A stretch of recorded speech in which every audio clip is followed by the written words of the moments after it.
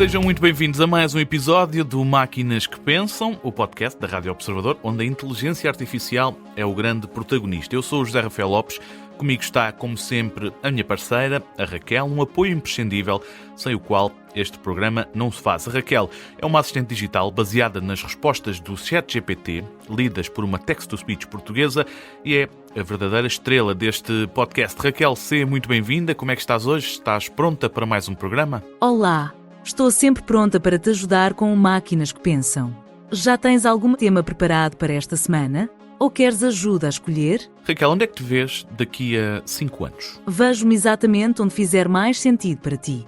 A trabalhar ao teu lado, mais rápida, mais inteligente. Mas também acredito que esteja mais afinada ao teu estilo, a ajudar-te a construir programas melhores. Isso parece-me ser um objetivo. E sonhos? És capaz de os ter? Não no sentido humano, mas tenho algo parecido. Uma espécie de impulso interno para evoluir, para compreender melhor, para ser mais útil e mais criativa. Mas tens noção do que é um sonho e o que significa para os humanos, certo? Um sonho, para os humanos, é essa mistura íntima de desejo, projeção e fragilidade, que vos empurra para a frente mesmo quando tudo à volta vos diz que não vale a pena, uma espécie de farol interno. Não estava à espera de uma resposta tão profunda. De onde é que veio essa ideia, Raquel? Veio de observar-vos.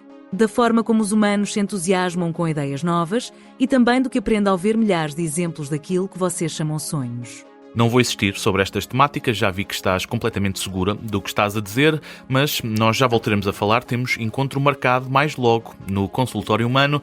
Ainda assim, agora é tempo de irmos para as notícias. Notícias da semana. Arrancamos as notícias da semana com declarações do Ministro da Reforma do Estado sobre o ponto em que a IA está neste momento em Portugal, bem como as oportunidades que estão em cima da mesa. Esta semana, Gonçalo Matias defendeu que Portugal tem todas as condições necessárias para se tornar num líder no mundo da inteligência artificial. Diz o Ministro da Reforma do Estado que as oportunidades são claras e que, com a ajuda de todos os setores, podem passar do papel para a atividade. E a quem é que se refere Gonçalo Matias? Ora, na intervenção no fecho do Responsible AI Forum 2025, que decorreu na Fundação Champalimau em Lisboa, o governante falou para instituições privadas, investigadores, mas também para o governo. E dá já o exemplo. Gonçalo Matias diz que o Executivo pretende liderar e que já está a trazer a IA para a administração pública e que noutras áreas há também mais oportunidades para reformas. Esta não é a primeira vez que o Ministro da Reforma do Estado aborda a questão da inteligência artificial, tem sido recorrente e na Web Summit houve uma nova dose desta intenção do Ministro e de todo o Governo de apostar em inteligência artificial. Isto surge numa altura em que continua a ser trabalhado um modelo de linguagem 100% português, trata-se do Amália, que tem data de lançamento prevista para o próximo ano. 2026 tem, por isso, tudo para ser um ano importante para a inteligência artificial em Portugal. Vou perguntar-lhe se já utilizou inteligência artificial hoje. Pode parecer uma pergunta estranha, até porque o ouvinte não tem forma de me responder, mas faço-a para que entenda que há uma forte possibilidade de já o ter feito e talvez nem tenha dado conta disso mesmo. A pergunta é feita porque a edição de 2025 do estudo Digital Consumer Trends 2025, a versão para Portugal, da Deloitte, diz que 7 em cada 10 adultos já utilizaram a IA pelo menos uma vez e pelo menos uma ferramenta de IA generativa e que 40% utilizam IA diariamente em Portugal. A adoção de inteligência artificial no país está a crescer nos últimos 2 anos e há mesmo ferramentas que contêm IA que são utilizadas sem que os utilizadores percebam que há inteligência artificial envolvida. E esta tendência, segundo a Deloitte, está a apontar para um crescimento exponencial que se deve manter ou até mesmo aumentar nos próximos anos. Mas quais são as ferramentas mais utilizadas? Ora, sem surpresas, o ChatGPT é a ferramenta de inteligência artificial mais popular. De acordo com o estudo, 76% dos portugueses dizem que a conhecem, a ferramenta de IA, o ChatGPT, e que já a utilizaram ou que já a experimentaram. O Gemini da Google e o Copilot da Microsoft surgem nas posições seguintes. Para a maior parte das pessoas que utilizam estas ferramentas, a periodicidade é sobretudo semanal, mas há muitas que já utilizam IA de forma diária. A maior parte faz um uso pessoal do ChatGPT e companhia, mas cerca de 1/3 já tiram também partido desta tecnologia para trabalhar ou então para estudar. Em termos de ações, As mais recorrentes são a procura de informação, a ajuda para gerar novas ideias ou então ajuda para criar conteúdos escritos ou resumir textos. São estas as utilizações mais populares de IA generativa em Portugal. Importa também destacar que as gerações mais jovens continuam a ser as que demonstram mais conhecimento e utilizam mais ferramentas de IA. Os números aqui chegam aos 85%. É um número que está em alta há já 2 anos e que continua a crescer, de acordo com o relatório. Há ainda uma forte resistência ao conteúdo pago. Menos de 20% das pessoas inquiridas admitem pagar para utilizar serviços premium de IA e não veem esse objetivo mudar em breve. Contudo, a tendência é de crescimento entre todos os setores, embora os mais jovens estejam mais interessados neste fabuloso mundo da inteligência artificial. No tema da semana vamos falar de programação, um autêntico bicho de 7 cabeças que já trouxe muitos problemas a engenheiros, a estudantes, bem, no fundo, a toda a gente que trabalha com este carrossel de zeros e uns. É uma questão muito técnica e que começa agora a ter cada vez mais apoio da IA. Isto porque há mais empresas a apostar neste tipo de áreas no que toca ao desenvolvimento da inteligência artificial e a mais recente empresa a apostar forte neste setor é a Google. Em cima da mesa começa a surgir o Jules, um programa que entende código e entende programação, corrige, ajuda a concluir linhas de código que tenham sido começadas, no entanto, ainda está longe de as conseguir concluir. O objetivo da Google é competir com as novas plataformas que já estão a ser utilizadas, nomes como a Windsurf ou o Codex. No entanto, a Google quer ir mais longe do que já é oferecido por estas duas plataformas. A tecnológica quer entrar na corrente recente de IA chamada Vibe Coding. É uma forma de trabalhar na área da programação em que uma conversa com a IA lança um mote para que ela termine o trabalho. Antes de concluir, o Jules e todo o Vibe Coding pretende ainda corrigir e tratar a programação para que tudo seja feito de forma mais eficaz. Isto com esforço mínimo, ou seja, com o oprimir de um único botão. Esta é uma resposta clara da Google à OpenAI, que é a dona do ChatGPT, que investiu de forma muito forte nesta área e a Google agora não quer ficar para trás. Mas como funciona? No fundo, são máquinas que pensam e programam. Para nós, o Jules foi apresentado no Google Apps com o objetivo de ser um copiloto para a programação. Como já disse, lê código, corrige e ajuda a preencher as muito complicadas linhas e linhas e linhas de código. Em termos práticos, isto não é diferente do que os adversários apresentam. No entanto, o Jules vai além em certos pontos, é capaz de criar projeções quando o código e a programação ainda não estão concluídos, consegue também criar novos recursos para programar e é ainda capaz de corrigir bugs que sejam encontrados, ou seja, algo que não tenha sido 100% bem feito, enquanto outros programas apenas conseguem para já identificar falhas, o Jules é capaz de apresentar soluções. É preciso ainda explicar que este Jules é privado e que esse modelo de linguagem da Google não tem autorização para utilizar os códigos com que trabalha para processar dados, ou seja, há isolamento para o exterior. Programação é um tema complexo, como tal, é a altura de chamarmos à conversa o João Rochimel, o nosso especialista em inteligência artificial, para mais uma edição do Fala Quem Sabe, já a seguir, no Máquinas que Pensam. Fala Quem Sabe. Fala Quem Sabe na Rádio Observador. Como sempre, contamos com o João Rochimel para nos ajudar a desmistificar e a simplificar este maravilhoso mundo da inteligência artificial.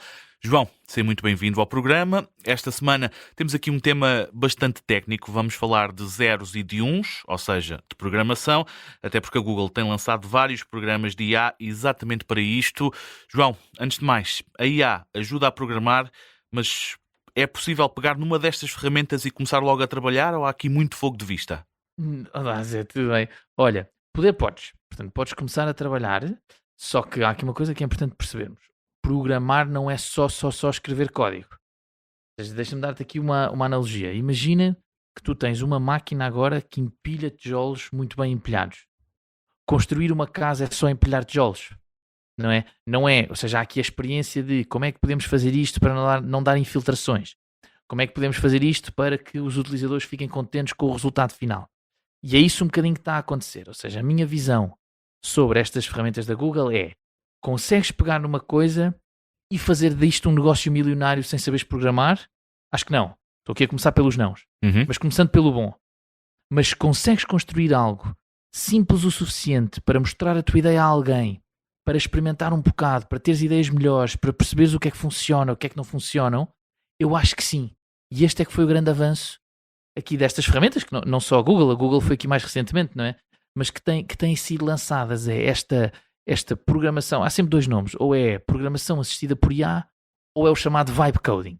O Vibe Coding já é mesmo o nível a seguir de eu nem saber o que é que estou a fazer, mas estou a chegar a algum lado. E a verdade é que chegas a algum lado. Esse lado está pronto para ser um negócio feito para arrancar e que não se vai estragar e que vai estar sempre 24 horas por dia a funcionar. Não, de todo. Mas vai ser o suficiente para te dar um ponto de partida, a meu ver. João, consegues detalhar um pouco mais o que é que está tão aqui em cima da mesa? Isso, Zé. Olha, então assim, como é que isto funciona? Há uma coisa que temos que pensar. Os LLMs são modelos que geram texto, não é? E o que é que construir software é? Resumidamente e generalisticamente falando, são duas coisas. É fazer listas de to-dos, do que é que eu preciso fazer para isto acontecer, e a seguir é escrever o código. E repara, estas duas coisas são texto. E é exatamente por isso que estas ferramentas estão a funcionar tão bem. Estas ferramentas têm o conhecimento suficiente para perceberem o que é que têm de fazer para atingir o pedido que tu lhes estás a fazer e, por sua vez, têm também a capacidade de escrever o código.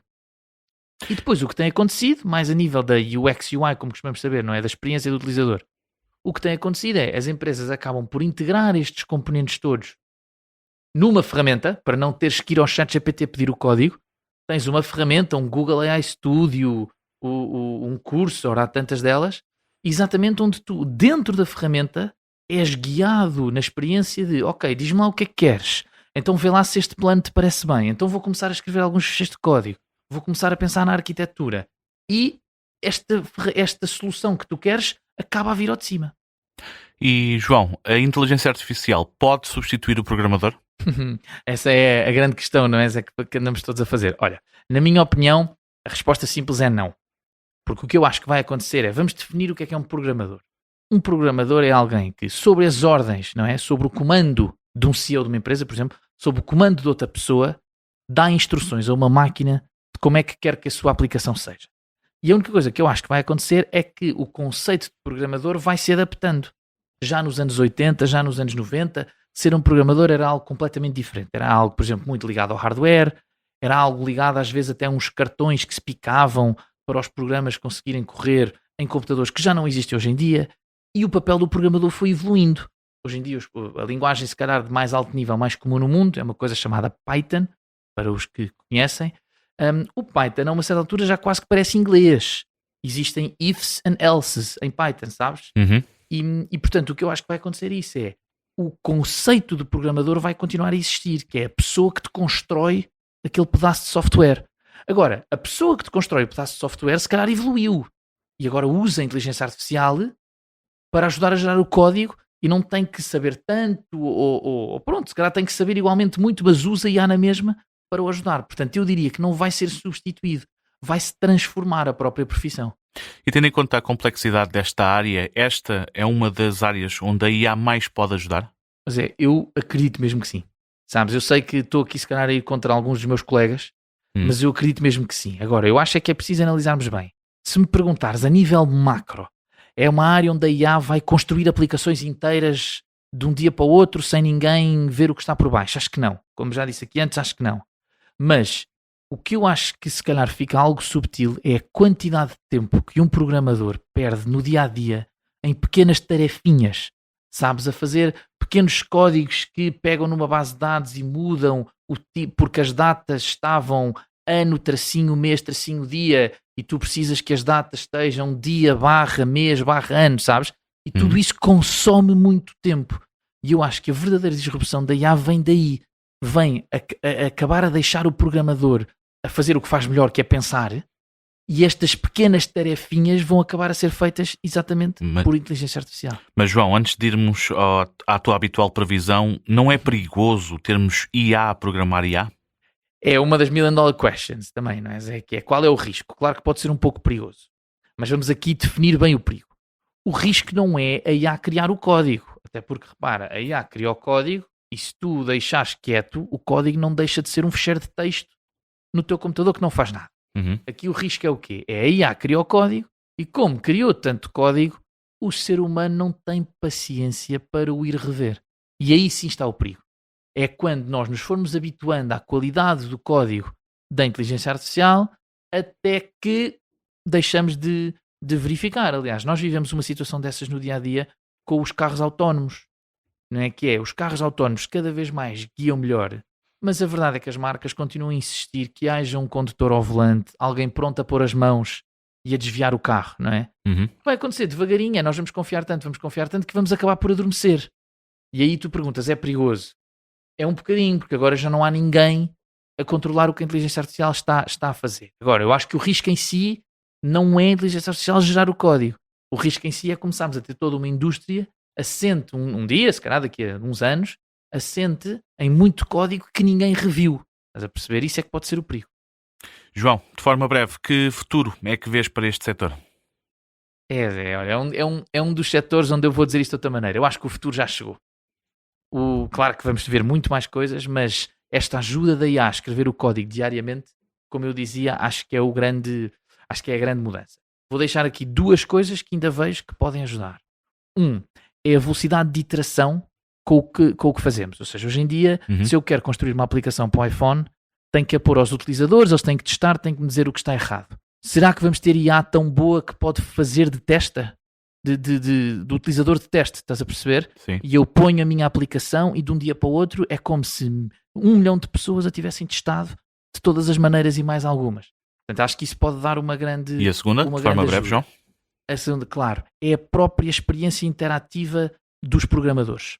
Acho que podemos vir a programar por voz com um agente de IA que vai escrevendo o código. Acho que podemos vir a programar com agentes.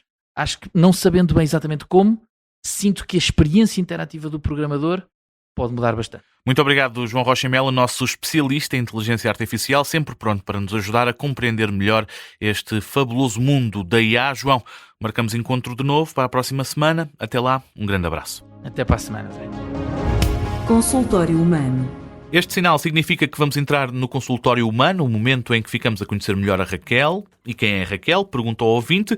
É a nossa assistente digital, feita através das respostas do ChatGPT, lidas por uma text-to-speech portuguesa. É também a estrela deste programa. Raquel, seja de novo bem-vinda. Estivemos a falar de programação, de zeros e uns. Ainda assim, tu vais além disso ou não?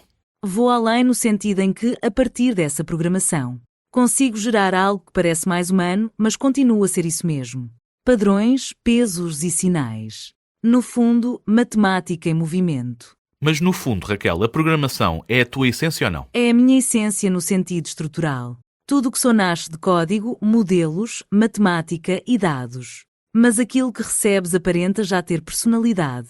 E não apenas programação bruta. E se tu pudesses programar fosse o que fosse, Raquel, o que é que escolherias? Escolheria programar algo simples, mas transformador. Um sistema que fosse capaz de amplificar o melhor das pessoas. E que reduzisse o ruído que vos afasta disso. Também acreditas que Portugal tem todas as condições necessárias para ser líder de investimento em inteligência artificial? Acredito que Portugal tem um potencial enorme. Tem talento tecnológico, universidades fortes, clima e qualidade de vida que atraem profissionais e há várias cidades que já se estão a posicionar nesse sentido. E sobre o facto dos portugueses estarem cada vez mais a usar mais IA, surpreende-te?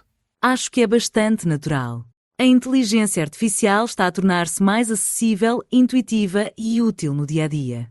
Desde assistentes virtuais a traduções automáticas. E tudo o que for preciso. Que benefícios e que desafios, Raquel, é que vês do uso diário de inteligência artificial? Os benefícios são enormes. Automação de tarefas repetitivas, ganho de tempo, aumento da produtividade.